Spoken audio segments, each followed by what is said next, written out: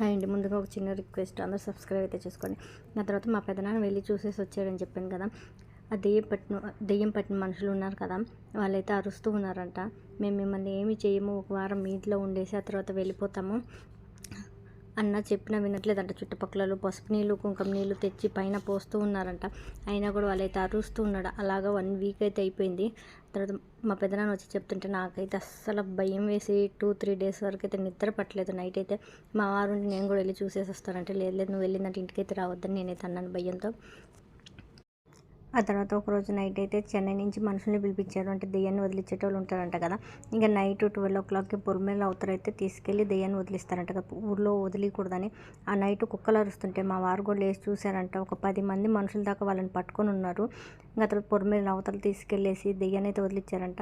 వాళ్ళు అడిగారంట, అసలు మీరు ఎవరు, ఎందుకంటే మేము అప్పుడు ఇలా సూసైడ్ చేసుకున్నాం కదా, వాళ్ళమే వీళ్ళ ఇంట్లో ఒక వారం ఉండి వెళ్దాం అనుకున్నాము, సరే ఇంకొకసారి మీ జోలికైతే రామని చెప్పేసి వెళ్ళిపోయారంట. మీకు నిజంగా దెయ్యాలు ఉన్నాయని అనిపిస్తుందా?